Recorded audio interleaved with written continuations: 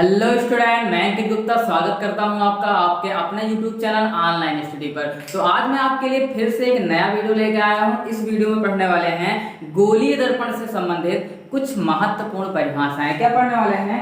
गोलीय दर्पण से संबंधित कुछ महत्वपूर्ण परिभाषाएं। देखो, ये पढ़ने के लिए, ये परिभाषाएं पढ़ने के लिए आपको कुछ चीजें जानना जरूरी है। क्या क्या जानना जरूरी है? जैसे गोलीय दर्पण क्या होता है और परावर्तन क्या होता है। यदि आपको ये सब चीजें नहीं पता हैं तो चैनल के प्लेलिस्ट में चले जाइए, वहां पर सारी की सारी वीडियो पड़ी हुई है, वहां से जाके आप देख सकते हो, या फिर डिस्क्रिप्शन बॉक्स में चले जाइए और वहां लिंक पड़ी होगी, वहां से देख सकते हो। ठीक है, तो चलिए शुरू करते हैं। हम लोग क्या पढ़ना है? गोलीय दर्पण से संबंधित गोलीय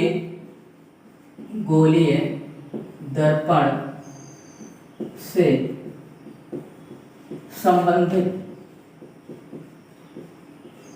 संबंधित कुछ महत्वपूर्ण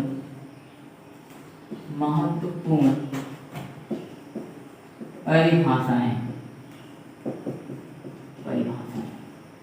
तो आज हम लोग पढ़ेंगे गोलीय दर्पण से संबंधित कुछ महत्वपूर्ण परिभाषाएं। इनमें से कौन कौन सी हैं? जैसे पहला नंबर हो गया दर्पण का ध्रुव। क्या? दर्पण का ध्रुव। क्या होता है दर्पण का ध्रुव? दर्पण का ध्रुव। अब दर्पण का क्या ध्रुव क्या होता है आपको पता होना चाहिए। तो इसके लिए मैं आपको बताऊंगा दर्पण का ध्रुव क्या होता है। आपको दर्पण पता होना चाहिए। कौन सा दर्पण? गोलीय दर्पण। कौन सा दर्पण? गोलीय दर्पण। ये जैसे हमने ले लिया एक दर्पण, ये एक तरफ पालिश करना है, इस तरह से हमने एक तरफ पालिश कर ली इसके, ये, और पालिश करने के बाद एक तरफ परावर्तक पृष्ठ हो गया इसका।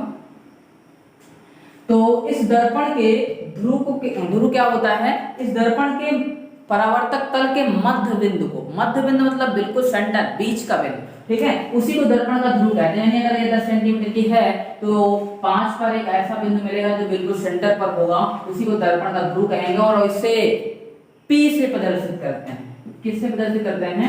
P से प्रदर्शित करते हैं। दर्पण के ध्रुव को हम लोग किससे प्रदर्शित करते हैं? यहीं लिख लेते हैं हम लोग, इसे हम P से प्रदर्शित करते हैं।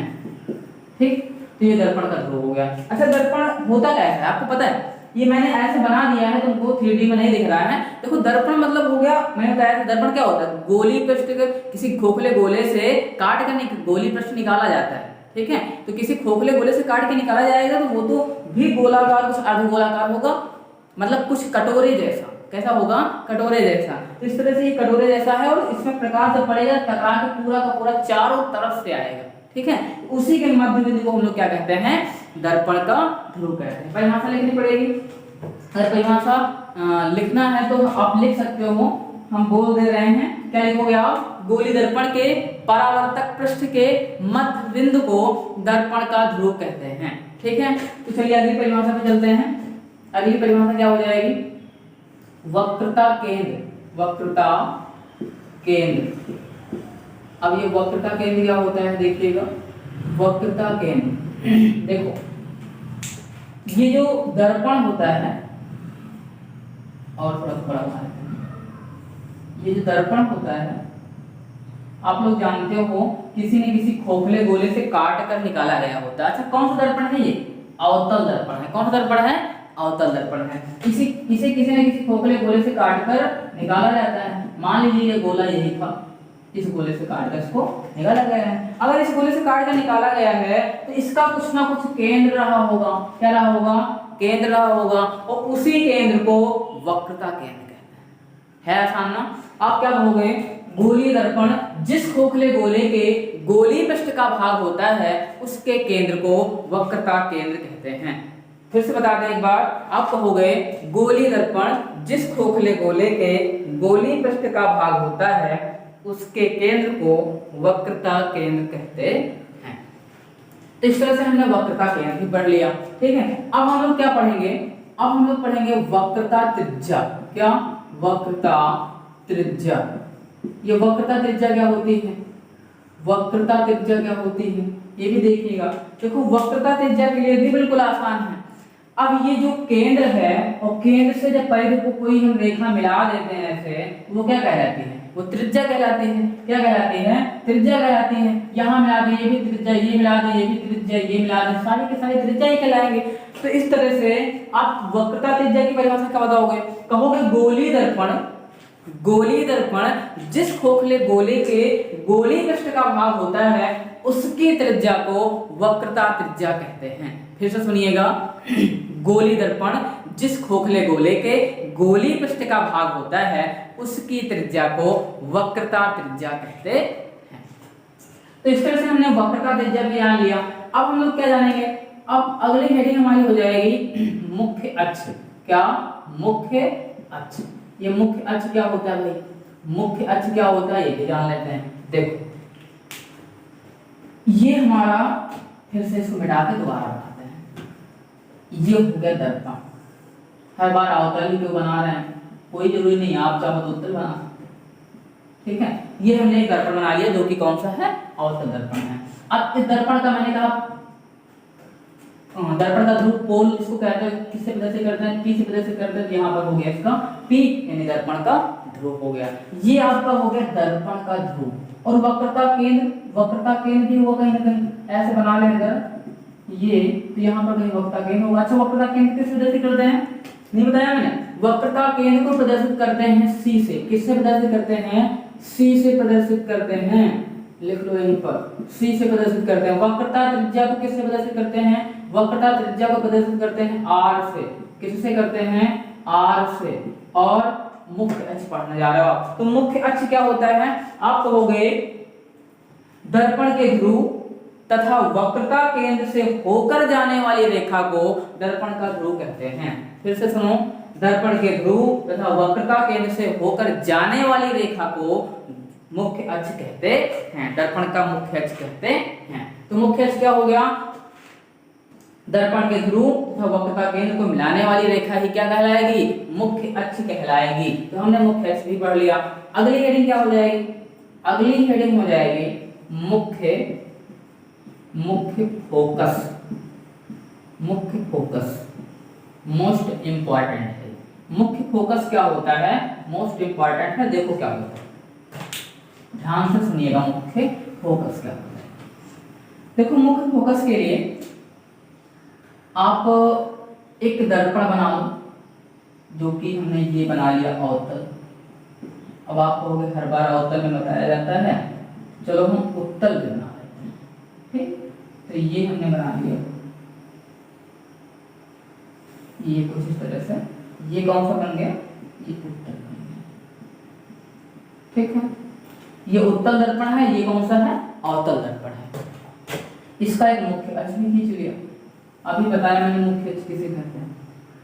वक्रता केंद्र तथा दर्पण के ध्रुव से होकर जाने वाली रेखा को मुख्य अक्ष कहते हैं। इसमें भी मुख्य अक्ष, इसका वक्रता केंद्र कहाँ होगा? अरे इसका वक्रता केंद्र उधर होगा, तो खींच सकते हो आप। ये लोग खींच लिए, सोच रहे होंगे यहाँ से खींचो, ये इतना बाहर क्यों निकला हुआ है? निकाल सकते हो। मुख्य अक्ष है, कितना भी आप जितना आवश्यकता हो उतना बढ़ा सकते हो। तो ये हो गया हमारा पोल और उधर कहीं वक्रता केंद्र। ठीक है, इस तरह से हमने बना लिया। ये हमारा उत्तल दर्पण, ये हमारा अवतल दर्पण। अब सुनो, अगर इस मुख्य अक्ष के समांतर कोई प्रकाश किरण आए, ये आ गई, ये आ गई, ये और भी ला सकते हो आप, इतनी आ गई। ठीक है, इधर भी देख लो, ये आ गई, ये एक प्रकाश किरण आ गई, एक प्रकाश किरण ये आ गई, और एक प्रकाश किरण। ये सब आने वाली प्रकाश किरण है, इसको आप किरण कह सकते हो। ये सभी कौन सी किरण है? आपतित किरण। ठीक है, ये प्रकाश किरण आ रही है। कैसे आ रही हैं? इस मुख्य अक्ष के समांतर आ रही हैं। क्या आ रही हैं? इस मुख्य अक्ष के समांतर आ रही हैं। ये जो प्रकाश किरण आएंगी, यहाँ क्या दर्पण से उस पार निकल जाएंगे? तो आप कहोगे नहीं निकलेंगे, क्योंकि ये दर्पण है और दूसरे पाइप लगी हुई, टकरा के वापस आना है, टकरा कर वापस आना है। अच्छा ठीक, टकरा के वापस आना है, तो टकरा के वापस कैसे आएंगे? क्या इधर से गई फिर इधर से वापस? नहीं, इसके लिए तो हम लोगों ने क्या पढ़ा था? परावर्तन का दूसरा नियम पढ़ा था। इसी के लिए पढ़ा था। क्या होता था परावर्तन का दूसरा नियम? आपतन कोण तथा परावर्तन कोण सदैव समान रहते हैं। तो खींच लो अभिलंब। अभिलंब कैसे खींचेंगे? अगर ये तल है आपका, इस पर बिल्कुल लंबवत खींचना है। ऐसे खींचोगे लंबवत तो ऐसे बन जाएगा। इस पर एक अभिलंब अगर हम खींच लें, ये अभिलंब हो गया, और अभिलंब हो गया, जितना कोण इधर बना के प्रकाश किरण आ रही है उतना ही कोण बना के इधर से प्रकाश किरण निकलेगी। समझ के? तो इस तरह से सभी में इधर देख लें तो इधर अभिलंब ऐसे खींचना पड़ेगा, देखो इस तरह से खींचोगे तो ऐसे खींचना पड़ेगा, तो जब ऐसे खींचोगे तो ये हो गया अभिलंब, ये अभिलंब हो गया ये, ठीक है। तो ये प्रकाश किरण ऐसे यहाँ से उतना ही कोण बना के ऐसे निकल जाएगी, ठीक है। तो इस तरह से सभी में ये होगा, और इसी तरह से सभी के सभी एक ही बिंदु से होकर जाने लगेंगे, और जब एक ही बिंदु से होकर ये जाने लगेंगी तो ये हो जाएंगी परावर्तित किरण, ठीक है। तो तुमको दिख रहा होगा कि ये सभी परावर्तित प्रकाश किरणें किसी बिंदु पर मिल रही है ना, तो यहाँ भी मिल रही है। अच्छा यहाँ देखो, यहाँ कैसे होगा, ये जो किरणें आई हैं इस पर अगर अभिलंब खींचें तो अभिलंब आपको ऐसा खींचना पड़ेगा, ऐसा खींचना पड़ेगा, तो जब अभिलंब खींचोगे ऐसे तो कोण उतना ही बनाना पड़ेगा, तो ये इधर अंदर की ओर नहीं मुड़ेंगे। ये सभी किरणें अपसरित हो रही थी, किसी एक बिंदु पर आके मिल रही थी, लेकिन इसमें ऐसा नहीं होगा, ये फैला हुआ है, तो इस तरह से प्रकाश किरणें ऐसे चली जाएंगी, ठीक है। अरे अभिलंब में देखो ना, ये इधर जितना कोण बन रहा है उतना कोण बना के उधर से निकलेंगे, ठीक है। तो ये हमारा प्रकाश किरण कौन सी हो गई है, ये हो गई परावर्तित प्रकाश किरण, ठीक है। तो ये सभी में ऐसे निकल जाएंगे, ये निकल जाएंगे।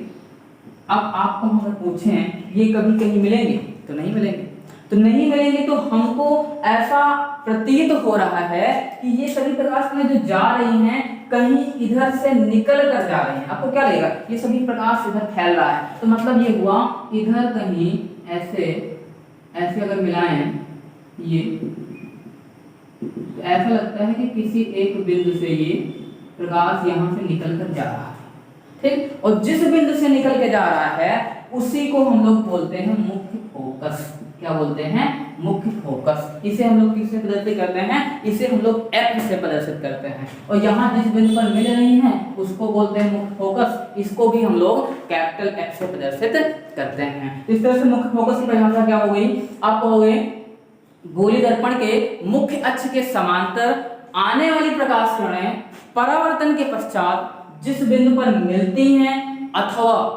मिलती हुई प्रतीत होती हैं, या फिर जिस बिंदु से जाती हुई प्रतीत होती हैं उसे मुख्य फोकस कहते हैं, और इसे F से प्रदर्शित करते हैं। किससे प्रदर्शित करते हैं, F से प्रदर्शित करते हैं। फिर से बता दें एक बार परिभाषा, ध्यान से सुनिएगा। गोलीय दर्पण के मुख्य अक्ष के समांतर आने वाली प्रकाश किरणें, ये सभी समांतर आ रही हैं, तो समांतर आने वाली प्रकाश किरणें परावर्तन के पश्चात जिस बिंदु पर मिलती हैं अथवा जिस बिंदु से जाती हुई प्रतीत होती हैं उसे मुख्य फोकस कहते हैं, और इसे F से प्रदर्शित करते हैं। किससे प्रदर्शित करते हैं, कैपिटल F से प्रदर्शित करते हैं। तो इस तरह से हमने मुख्य फोकस भी पढ़ लिया। अब हम लोग पढ़ेंगे क्या, अब हम लोग पढ़ेंगे फोकस दूरी। क्या पढ़ेंगे, फोकस दूरी। ये फोकस दूरी क्या होती है, देखो फोकस दूरी को बता दें, स्मॉल f से आप प्रदर्शित करोगे, किससे, स्मॉल f से प्रदर्शित करोगे। होती क्या है फोकस दूरी, देखिए ये आपका फोकस है, या यहाँ देख लो ये फोकस है, और ये दर्पण का ध्रुव है। इस दर्पण के ध्रुव और फोकस के बीच की जो भी दूरी होती है उसी को हम लोग फोकस दूरी कहते हैं। फिर से सुनो, दर्पण के ध्रुव तथा मुख्य फोकस के बीच की दूरी को फोकस दूरी कहते हैं। तो क्या होता है फोकस दूरी, फिर से सुन लो एक बार। दर्पण के ध्रुव, ये दर्पण का ध्रुव हो गया, तो ये मुख्य फोकस हो गया, ठीक है। तो दर्पण के ध्रुव तथा मुख्य फोकस के बीच की दूरी को फोकस दूरी कहते हैं। अच्छा एक बार याद रखना, किसी किसी बुक में क्या होता है, उत्तल दर्पण का मुख्य फोकस एक अलग परिभाषा के साथ दिखाया जाता है, और अवतल दर्पण का मुख्य फोकस किसी अलग परिभाषा के साथ दिखाया जाता है। मैंने अथवा करके दोनों एक में बता दिया था आपको, ठीक है। तो याद करने में भी इस तरह से आसानी रहती है, इस तरह से आप देख सकते हो, ठीक है। तो इस तरह से हमने फोकस दूरी पढ़ लिया, और अगला 7 क्या नंबर हो जाएगा, फोकस दूरी के बाद अब आप पढ़ोगे फोकस तल। क्या पढ़ोगे, फोकस तल। फोकस तल क्या होता है, फोकस तल क्या होता है ये जान लेते हैं। देखो ये आपका फोकस है, या फिर यहाँ देख लो ये आपका फोकस है, और ये आपका दर्पण का ध्रुव है, ठीक है। तो ये और ये क्या है, ये मुख्य अक्ष है। तो मुख्य फोकस पर मुख्य अक्ष के अभिलंबवत खींचा गया समतल फोकस तल कहलाता है। परिभाषा क्या बताओगे, मुख्य फोकस पर मुख्य अक्ष के अभिलंबवत खींचा गया समतल फोकस तल कहलाता है। फिर से सुनो, मुख्य अक्ष पर मुख्य फोकस पर मुख्य अक्ष के अभिलंबवत, ऐसे अगर कोई समतल खींच दें ऐसे, तो उसको कहोगे आप क्या, फोकस तल। तो फोकस तल भी हमने पढ़ लिया। और अगला क्या पढ़ सकते हो आप पढ़ सकते हो दर्पण का द्वारक। दर्पण का द्वारक, दर्पण का द्वारक क्या होता है, ये मान लीजिए आपका दर्पण, ठीक है, इसका ये बना लेते हैं, जब ये बना लिया होता है, ठीक, ये मुख्य हो गया, ये पोल हो गया, यानी दर्पण का ध्रुव हो गया, ठीक है। अब सुनो, ये दर्पण का द्वारक क्या होता है, ये दर्पण का द्वारक का मतलब हो गया यहां से यहां तक की जो दूरी होती है उसी को दर्पण का द्वारक कहते हैं, ठीक है। तो जो गोली दर्पण होता है उसके द्वारक को हम क्या कहेंगे, उसके व्यास का जो दूरी होती है उसी को क्या कहेंगे, दर्पण का द्वारक कहेंगे। इस तरह से हमने कितनी परिभाषाएं पढ़ी, 8 परिभाषाएं पढ़ी। कितनी परिभाषाएं पढ़ी, 8 परिभाषा, और सारी के सारी इंपॉर्टेंट है। इनमें से मुख्य फोकस मोस्ट इंपॉर्टेंट है। इस तरह से आप इन सभी चीजों को याद रखोगे। तो आज हम लोगों ने क्या पढ़ा, गोली दर्पण से संबंधित कुछ महत्वपूर्ण परिभाषाएं, और मिलेंगे अब अगले वीडियो में एक अगले टॉपिक के साथ।